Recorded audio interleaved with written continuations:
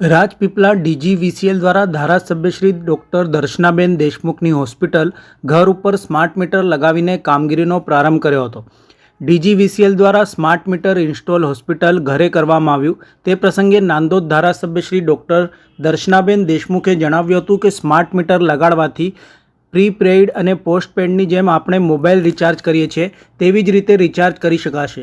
Light bill પર સરળતાથી ભરી શકાશે। પ્લે સ્ટોર એપ્લિકેશન દ્વારા ગ્રાહક પોતાની આઈડી દ્વારા સરળતાથી વીજ વપરાશની માહિતી જોઈ શકશે। સ્માર્ટ મીટર લગાડવા માટે બીજા વીજ ગ્રાહકોને અપીલ કરું છું અને તેમણે એમ પણ જણાવ્યું હતું કે હવેથી આપણો વપરાશ કે લોડિંગ કેટલું છે તે જાણી શકાશે। આ સ્માર્ટ મીટર લગાડવાથી લોકોને ઘણો ફાયદો થશે તેમ જણાવ્યું હતું।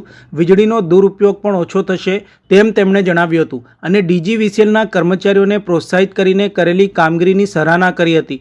ઉલ્લેખનીય છે કે સ્માર્ટ મીટરને લઈને લોકોનો વિરોધ ખૂબ જ રહ્યો હતો અને હવે વિરોધ વચ્ચે હવે તંત્ર દ્વારા લોકોને રીઝવવાના નવતર પ્રયાસો હાથ ધરાઈ રહ્યા છે। બીબી પટેલ કાર્યપાલક ઇજનેર રાજપીપળા વિભાગીય કચેરી ડીજીવીસીએલ। આજે અમે આ એક હોસ્પિટલ ખાતે અને હોસ્પિટલના માનનીય ધારાસભ્ય શ્રી દર્શનાબેન દેશમુખ મેડમની ઘરે સ્માર્ટ મીટર લગાવવા આવ્યા છે અને આ સ્માર્ટ મીટર લગાવવાથી ગ્રાહકોને આ સ્માર્ટ મીટર દ્વારા પોતે કેટલું કાર્યક્ષમ છે, કેટલું વિશ્વસનીયતા છે અને કેટલું પારદર્શિતા છે એ પણ ખબર પડશે। આ સ્માર્ટ મીટરની અંદર તમે ગ્રાહક કેટલો વીજ વપરાશ કરે છે એના પર પણ કંટ્રોલ આવી શકે અને આ સ્માર્ટ મીટર અને અત્યારનું જે હાલનું જે ઇલેક્ટ્રોનિક્સ મીટર છે બંને સેમ છે। બંનેમાં જે યુનિટ કેલ્ક્યુલેશન છે એ પણ સેમ થાય છે અને બંને જે પ્રિન્સિપલ ઉપર કામ કરે છે, ઇલેક્ટ્રોમેગ્નેટિક ઇન્ડક્શન ઉપર કામ કરે છે, એ બંને સેમ છે।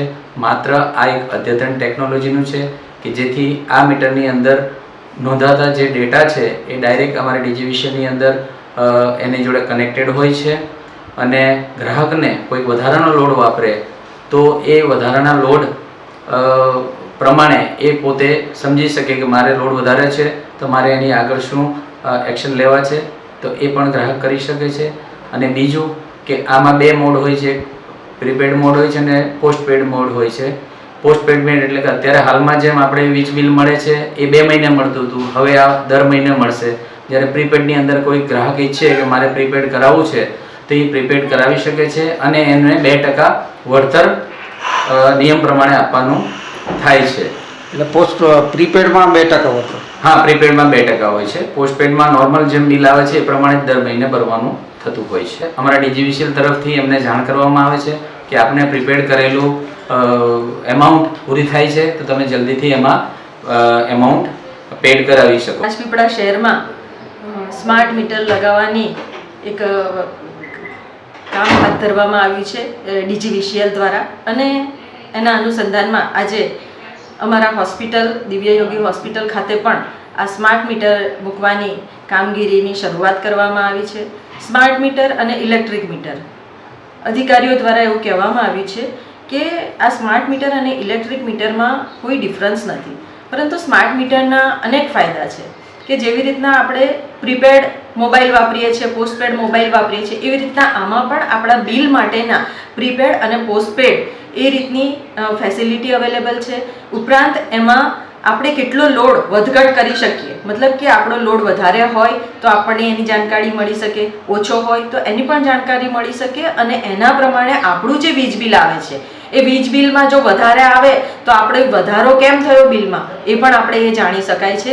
તો સ્માર્ટ મીટર એક મોબાઈલની જેમ જ એક આખું ટેકનોલોજીના માધ્યમ થકીનું ઉપયોગમાં આવતું એવું આ એક સ્માર્ટ મીટર છે કે જેમાં એપના માધ્યમ થકી પણ આપણા વિસ્તારમાં આવતા આપણા અનેક લોકોને જે મુશ્કેલીઓ પડતી હોય કે પોતાના ઘરમાં કે પોતાના કોમર્શિયલ સેક્ટરમાં પણ કે વીજ બિલમાં જે વધારો ઘટાડો થતો હોય એની જાણકારી આપણને મળી શકે છે અને એના દ્વારા આપણે આપણા જે વીજ બિલ હોય છે એ વીજ બિલ પણ આપણું એની કનેક્ટિવિટી ડાયરેક્ટ ડીજીવીસીએલના પોતાના ઓફિસમાં થતી હોય છે, તો એના થકી આપણને એની જાણકારી પણ, આપણું બિલ પણ ડાયરેક્ટ ત્યાં જનરેટ થઈ શકતું હોય છે. એટલે આપણે જે ઓનલાઈન ફેસિલિટી જે છે એ આ ડિજિટલ ઇન્ડિયાના માધ્યમ થકી જે આપણે ભરી પણ શકીએ છીએ ઓનલાઈન, અને ઓનલાઈન આપણે આપણું કેટલું વીજ બિલ આપણું થયું છે, લોડ કેટલો થયો છે એ પણ આપણે જાણી શકાય છે. ને એના માધ્યમથી ઘરમાં આપણે કેટલો વીજળીનો ઉપયોગ કરવો, વધારે કરવો કે ઘટાડો કરવો એ પણ આપણે આના માધ્યમથી આપણે કરી શકીએ છીએ. અને જ્યારે આ